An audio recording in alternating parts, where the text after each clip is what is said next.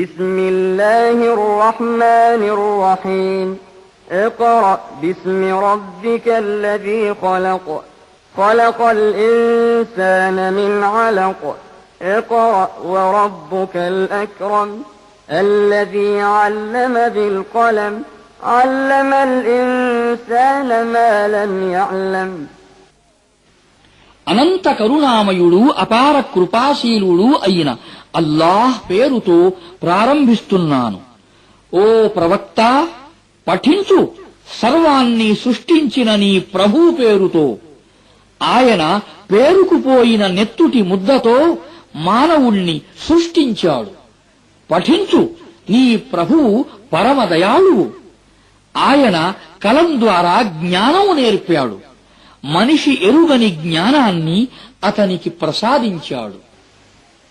كلا إن الإنسان ليطغى أن رآه استغنى إن إلى ربك الرجعى أرأيت الذي ينهى عبدا إذا صلى أرأيت إن كان على الهدى أو أمر بالتقوى أرأيت إن كذب وتولى ألم يعلم بأن الله يرى كلا لئن لم ينته لنسفعا بالناصية ناصية كاذبة خاطئة فليدع ناديه سندع الزبانية كلا لا تطعه واسجد واقترب ఎంత మాత్రం కాదు, మానవుడు తనను తాను ఎవరి అక్కరా లేనివాడనని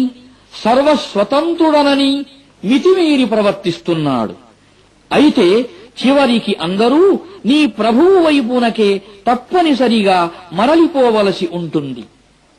ఒక దాసుడు నమాజు చేస్తుంటే అతనిని నిరోధించే వ్యక్తిని నీవు చూశావా? ఒకవేళ ఆ దాసుడు రుజుమార్గంలో ఉంటే లేదా భయభక్తులను బోధిస్తూ ఉంటే అప్పుడు నీ అభిప్రాయం ఏమిటి? ఒకవేళ నిరోధిస్తున్న ఈ వ్యక్తి సత్యాన్ని తిరస్కరిస్తుంటే, దాని నుండి విముఖుడవుతుంటే అప్పుడు నీ అభిప్రాయం ఏమిటి? అల్లాహ్ చూస్తున్నాడనే విషయం అతనికి తెలియదా? అలా ఎంతమాత్రం జరగదు. అతడు గనక మానకపోతే మేము అతనిని అతని నుదుటి వెంట్రుకలు పట్టుకొని ఈడుస్తాము. అబద్ధానికి ఘోర పాపానికి పాల్పడిన నుదురు అది. అతడు తన మద్దతుదారుల మూకను పిలుచుకోమను.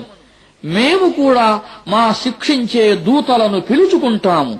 ఎంతమాత్రం కాదు, అతని మాటలు వినకు, సజదా చెయ్యి, నీ ప్రభువు సాన్నిధ్యాన్ని పొందు.